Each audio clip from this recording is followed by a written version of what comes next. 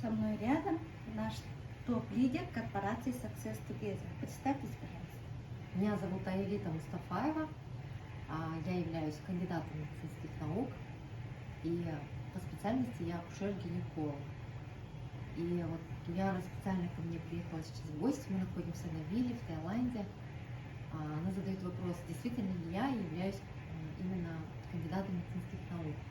Я хочу именно для людей, кто сомневается, сказать, что да, на самом деле я являюсь кандидатом медицинских наук, и защитила я кандидатскую диссертацию в 2010 году. Мы были последние кандидаты вообще в СНГ, поэтому после нас уже появились другие названия, такие как PhD. Если вы сомневаетесь, что я кандидат медицинских наук, то вы можете зайти на сайт Google, где вы можете увидеть библиотеку медицинских университетов. Библиотека специально у нас есть для медработников, особенно для тех, кто защитил диссертацию. Вы увидите мою кандидатскую диссертацию, автореферат. Я защитила на тему гиперпластические процессы эндометрия в репродуктивном возрасте. Это очень большая тема. Я ее защищала в Институте матери и ребенка в городе Алма-Аты, это Казахстан. Также я являюсь магистром здравоохранения. И мне повезло, что я была одна из первых магистров, когда только такой факультет открылся. И в магистратуру шли управленцы, те, кто собирались управлять больницами. А я была руководителем клиники профессора Мустафаева. Без этого диплома я не могла бы стать руководителем. То есть всех врачей, главных врачей, всех заведующих отделений заставляли вот у нас прям проходить именно магистратуру Public of Health. Именно двухгодовалую, то есть 2 года каждый руководитель обязан был пройти это обучение. Поэтому у меня есть, конечно, как врача по специальности акушер-гинеколог диплом, также у меня есть диплом кандидатской диссертации, а также у меня есть диплом магистра здравоохранения. Вот, поэтому это все правда. Если вы будете искать в интернете, в пространстве интернета, это все достаточно доступно. Вы можете даже открыть мою тему по диссертации, изучить, прочитать. Она у меня была связана напрямую с генетикой, предрасположенность женщин к онкологическим заболеваниям. И я это показала, как это может отражаться у женщин в репродуктивном возрасте. Это очень интересная, на самом деле, работа. Вот, и все есть в доступном виде. Еще я знаю, что вы дочка профессора Мустафаева. Да. Я являюсь дочерью профессора Мустафаева. Я пошла по стопам своего отца, потому что то, что делает мой отец, он до сих пор, кстати, у него сегодня была операция, он проводит органосохраняющие операции, и он делает такие операции, которые не делают многие люди, так как это очень объемные, большие опухоли, люди хотят сохранить органы, женщины хотят беременеть, и поэтому он делает такие операции. Естественно, я этому всему у него научилась. Плюс мой отец, профессор Мустафаев, он прекрасный клиницист, он не только хирург, он также акушер. Очень многих людей он принял роды, звезды Казахстана, это Рымбаева, например, Майра Мухаммедкызы, да, благодаря его вмешательству, скажем так, помощи, они имеют сегодня детей. Ну и на самом деле очень много известных людей, о которых мы не можем говорить. Но вот почему я говорю про Розу Рымбаеву и про Майра Мухаммедкызы, потому что они всегда сами говорят о нем, когда они его видят, они могут во всем зале об этом говорить, что вот здесь профессор Мустафаев сидит, человек, который принял роды и так далее. Также ваша мама тоже, да? Врач. Да, мама у меня врач, анестезиолог, реаниматолог. Она много лет проработала в онкодиспансере.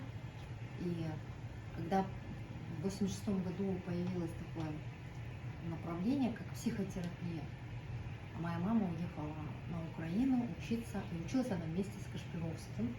Прошла курс, и она является самым первым психотерапевтом в Казахстане. И она работала у очень много лет в санатории Алматы. Это у нас очень элитная санатория, где отдыхают министры, президенты и руководители разных больших структур. Она всех их, можно сказать, лечила гипнозом, консультировала, она знала жизнь каждого вот этого человека, который к ней обращался. В этом плане, да.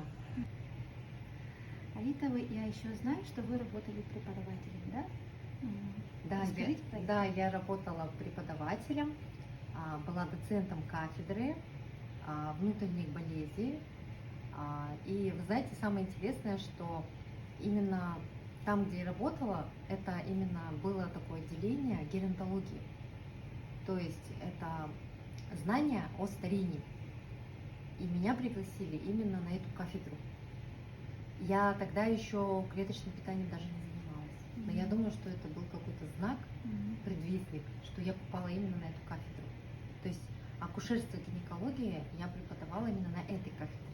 И все 6 курсы русского отделения, казахского отделения, иностранного отделения я вела. А почему я стала доцентом и почему меня пригласили? Потому что у меня как раз была степень кандидата медицинских наук. Когда у тебя, оказывается, есть степень, это я тогда узнала об этом, то для института медицинского это считается как человек на вес золота. Когда у тебя есть степень, тебя приглашают всегда, потому что, оказывается, кандидатов медицинских наук и вообще людей, которые имеют степень, их очень мало в каждой стране. Их считанные, люди. И поэтому они меня приглашали, и я с удовольствием пошла и работала преподавателем. Была очень сложная работа. Почему? Потому что для меня как сложно, это была рутина, делать одно и то же. Мне всего лишь дали 5 тем, я должна была эти 5 тем рассказывать каждый день. Для меня это сложно, скучно даже было. Но я там проработала, преподавала и всегда видела прекрасных студентов, потому что они уже завершали свой курс в этом плане. Также я вела интернов. Интерны – это люди, которые уже закончили, получается, университет и приняли решение идти в интернатуру. Также я обучала врачей делать операции, ставить им руку, делать первый раз разрез в этом плане. То есть такие тоже были у меня как профессиональные данные, что мне говорили, что я именно обучала врачей в операционной, так как у меня отец, профессор Мустафаев, естественно, он меня научил держать правильно скальпель, правильно накладывать нитки, и поэтому я делилась своими знаниями. Тогда еще, когда я пришла, начинала, да, я знаю, что вы работали в каком-то немецкой клинике по онкологии, что ли, да? Да, Скажите тоже да, про это. да. Совершенно случайно. Это был год ковид. Я уехала. Мы еще тогда не знали, что будет ковид. Я вообще просто поехала отдыхать в Турцию, Германию. И случайным образом получилось остаться в Германии, потому что я не могла выехать. Границы были закрыты. И случайным обязательно образом я познакомилась с профессорами, которые работали в институте онкологии. И, конечно, я, пока находилась в Германии, сотрудничала с институтом Хайдельберг удивительным образом. Я помню, что у вас были еще люди с онкологией. Да. Как будто я для них там работала. Да. Потому что именно зная, что я работаю как раз в отделении лейкоза, они мне написали, получали консультацию. И как раз я тогда в Германии видела, как клеточное питание людей восстанавливает после тяжелых заболеваний. Прямо у меня на глазах люди восстанавливались, на ноги вставали. Например, глаза не видят, допустим, после химиотерапии. Я вижу, ты даешь клеточное питание, глаза видят на следующий день. То есть я вот это все увидела. И я думаю, что это все тоже не просто так было, потому что сейчас у нас есть препарат Т-98, который прямо рекомендован для онкобольных с целью восстановления после химиотерапии, после лечения тяжелого. Потому что в основном онкопациенты, они не восстанавливаются после химиотерапии, потому что химиотерапия, она и лечит, и в то же время она убивает живые клетки. И многие пациенты не могут восстановить становиться и уходят на тот свет. Что делает Success Together? Это клеточное питание, которое восстанавливает после химиотерапии, во время химиотерапии. И у нас есть клинические исследования на эту тему, что продукт точно работает, и он очень эффективен.